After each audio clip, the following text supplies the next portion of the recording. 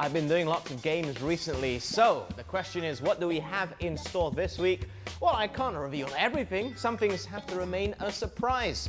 So let's find out exactly what is on offer this week.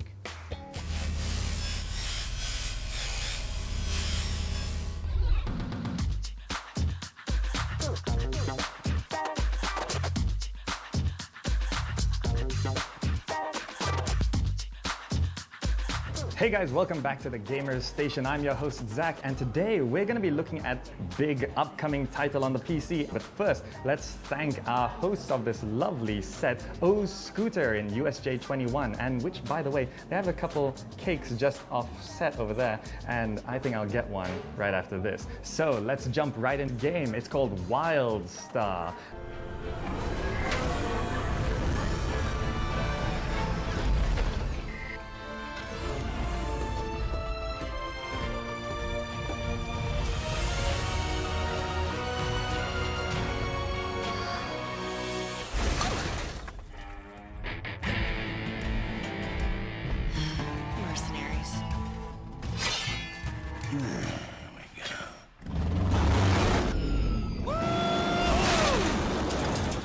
Hey, Sarge, have fun babysitting the ship.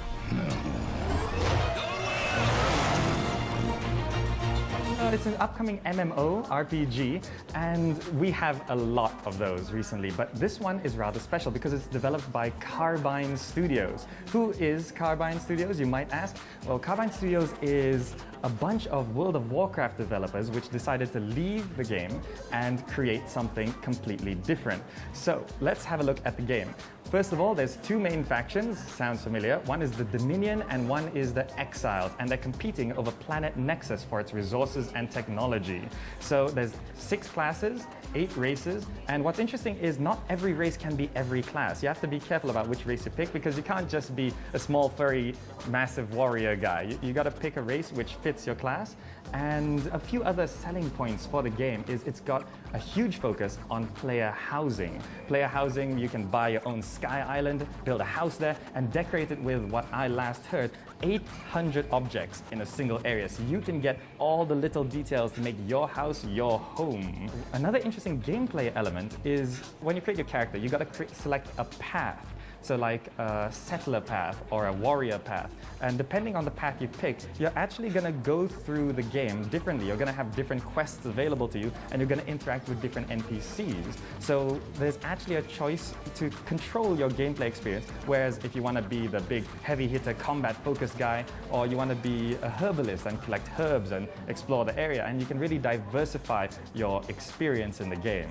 Now, and onto PvP. PvP is quite important in any MMO because that's where the competitive nature and quite a bit of the longevity of the game really stands. So you've got the arena style, 2v2, 3v3, or 5v5, but there's also a battleground style, which is 15 versus 15 players. And there's even what's called war plots. War plots is where you form a war party and you go 40 players versus 40 players on a single map. And basically you set up a war plot, you can build defenses, you can improve it, and one war party will challenge another war party, and the first war party to take over the enemy's base, they win.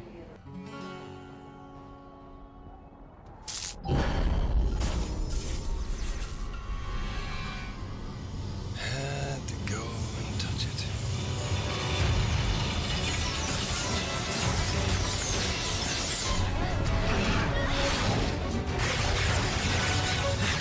All right, now let's get down into a bit of the nitty-gritty of the game, the money aspect. How much is it gonna hurt your pocket? First of all, the game does cost money. It's not a free-to-play. It costs $60 US, which is just under 200 ringgit just to buy the game. And if you want the deluxe edition, it's $75 US, which is just under 250 ringgit. So that's not a cheap game. It's a full-price $60 AAA game. And there is a subscription model after that, which Don't worry too much. There's two ways of doing it. You can either pay a monthly subscription to the game. You get 30-day packages, and then you can buy certain items which are cred items, C-R-E-D-D, cred items. And these cred items can be sold to other players. Now, if you don't want to pay money for the game, you're gonna have to invest your time, which means you gotta play the game, earn enough money, and then you can go into the in-game marketplace and buy these cred items. If you buy a cred item and use it, you get another 30 days of playing time. So the challenge really is between spending your money or spending your time, because if you don't have a lot of time in your life, you have a full-time job, investing into an MMO really consumes a lot of your life. That's a big barrier for a lot of gamers where they can't play an MMO because they just don't have the time. So instead, you could pay money for these cred items and sell them. And when you sell them to players, you get a lot of in-game gold, which you can use to progress your actual gameplay experience. So for you spending money, you can get a lot of in-game goals by selling these items. And then for the players which don't want to spend money, they just gotta spend a lot of time, which it might end up consuming your life because WildStar is an amazing game. So the challenge really is money versus time. And as they say, time is money. So depending on your outlook and your own personal lifestyle, you're gonna have to choose which way you want to play WildStar.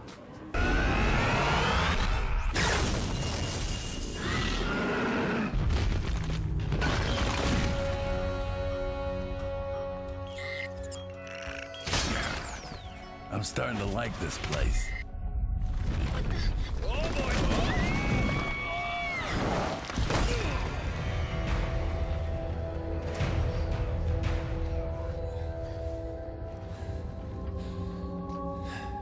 So, is WildStar really for you?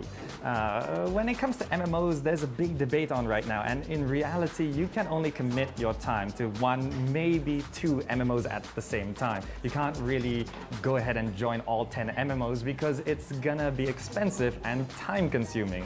Well, you could look at it this way. If you liked World of Warcraft, you're probably gonna like WildStar because the sense of humor and the lightheartedness of the game really does show through. But if you're looking for a more serious experience, you might want to look more towards Elder Scrolls Online or Guild Wars 2 or that sort of MMO, because WildStar is actually quite a funny game, and this art style is quite cartoony. So if you like World of Warcraft, which again was funny and slightly cartoony, you're gonna like it, unless you have something against the sci-fi genre. So, and besides that, the money aspect, it's gonna cost you some money. It's not a cheap game.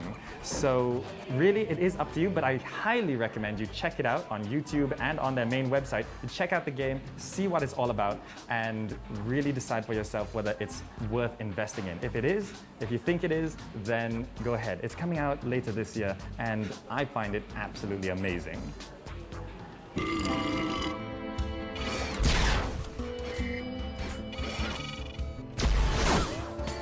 What are you doing? Yeah, securing the perimeter. These life forms are for studying, not target practice. Listen, lady, I'm just trying to do my job here, not join the Flower Patrol. Every life on this planet is precious.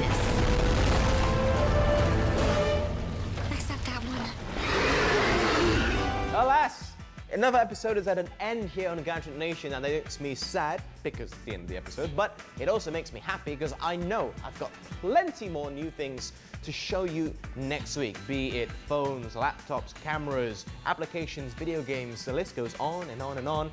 Our job is to keep you well informed of everything happening in the world of technology. And of course, we have to give big thanks to VCR Cafe for hosting us, and also right here, ArtCube as well. Come and check it out, top floor of Intermark. They've got some really fantastic pieces like you can see behind me, and this does not apply to me, yeah? Just so you know.